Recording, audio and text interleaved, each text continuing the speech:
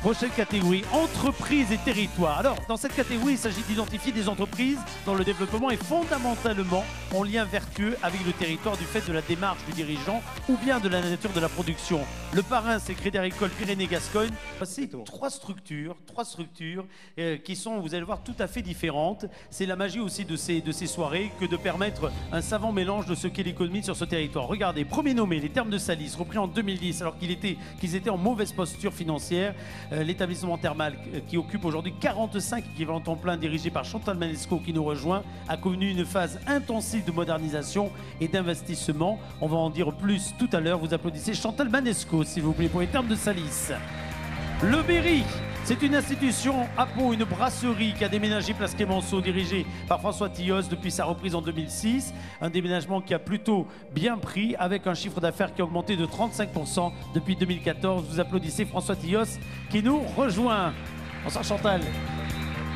Le groupe Daniel, troisième nommé dans cette catégorie, un groupe familial, 274 salariés. Jacques Daniel le dirige, épaulé par sa fille Joséphine. Le siège social est à l'Escar, un groupe qui se concentre sur son métier historique, l'extraction, mais qui investit également dans des activités en aval et notamment la reprise récemment des 3 sites bernais de Lafarge, d'où leur nomination ce soir. Vous applaudissez l'entreprise de Daniel, Jacques ou Joséphine Daniel, s'il vous plaît. Et ce sera Joséphine. Bonsoir à vous, bonsoir, venez, je vous en prie. On va faire connaissance avec vos trois structures, alors très différentes, je le disais, il y a des tailles évidemment très différentes, il y a des histoires également très différentes pour ces trois entreprises. Je pose de suite la question, comme ça on en sera débarrassé. C'est que des clients à vous? Oui. Parfait, comme ça au moins ça tombera bien. Impeccable. Chantal Manesco, vous avez repris la direction des Thermes de Salis en 2010, et vous avez engagé un très important plan de redressement avec de l'investissement, un véritable repositionnement, beaucoup d'innovation dans ces termes quasi historiques de Salis, ce qui explique de très bons résultats parce que vous avez des chiffres formidables. Le spa thermal, 8 000 clients annuels, les espaces aquatiques, 33 000 à 41 000 entrées en termes de progression annuelle. En 4 ans, le nombre de curistes a doublé également pour la partie médicale et soins thermaux. Qu'est-ce qui explique ces très bons résultats? C'est vraiment l'innovation, l'envie de se repositionner? Alors d'abord, la genèse de cette nouvelle orientation est à l'origine de l'initiative de Monsieur le maire de Salis de Béarn, Claude Sarkozinet, qui a pris la décision de se substituer à l'offre privée qui était défaillante et qui n'était plus en capacité de gérer cet établissement qui était en déconfiture financière. Donc, je lui rends hommage parce qu'il m'a donné les clés de cette institution emblématique pour lui donner un nouveau cap et pour lui permettre de retrouver une institution qui se réconcilie avec des résultats financiers cohérents. Donc, le challenge était difficile, effectivement.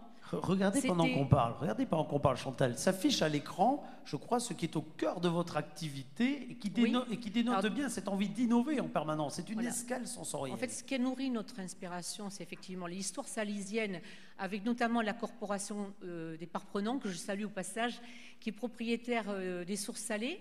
Et c'est auprès de ces dirigeants que j'ai nourri mon inspiration pour donner une nouvelle identité au spa thermal, donc les bains de la Mude.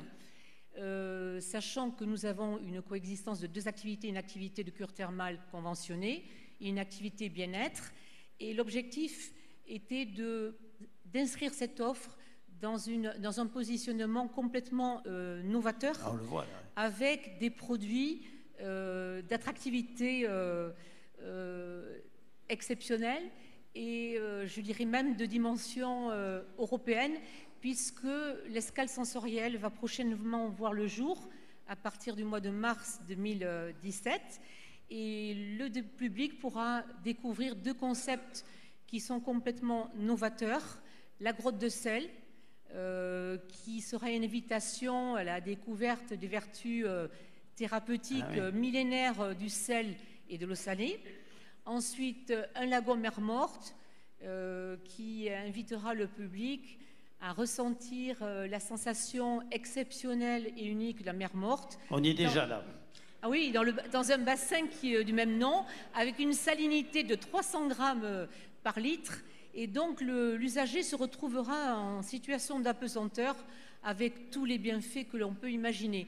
Donc ce sont des produits de dimension européenne qui permettent au terme de donner tout leur sens au terme innovation et création. On va vous applaudir, merci beaucoup. Et évidemment,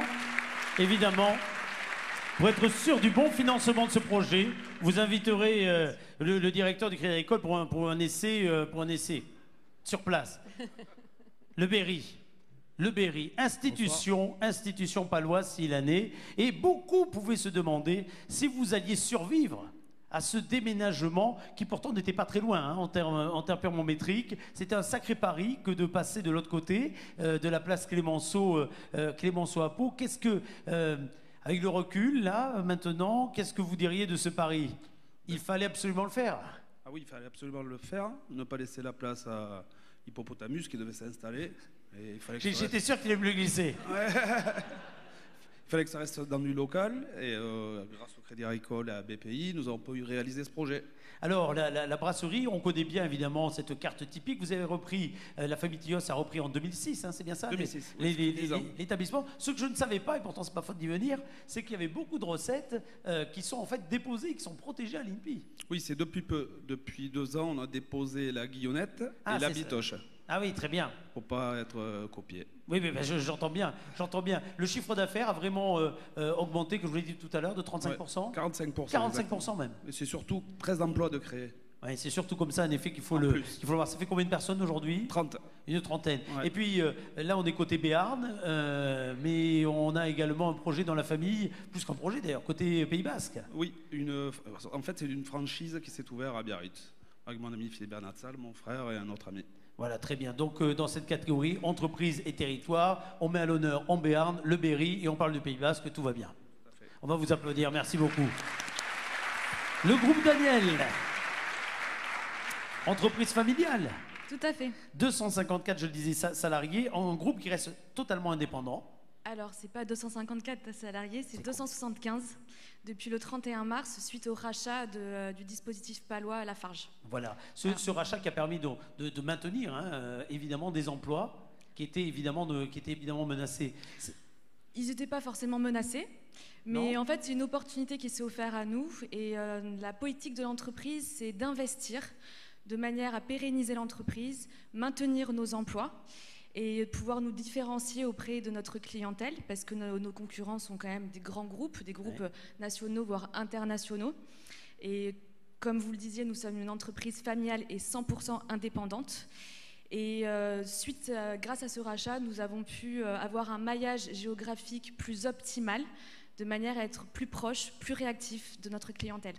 C'est important d'arriver à trouver des sources de différenciation et d'apporter une véritable valeur ajoutée dans la relation avec les clients.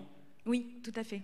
Vous menez cette politique de recherche, de développement et quelque part d'intégration des structures aval avec d'autres projets à venir? Alors déjà, on va digérer le rachat Lafarge.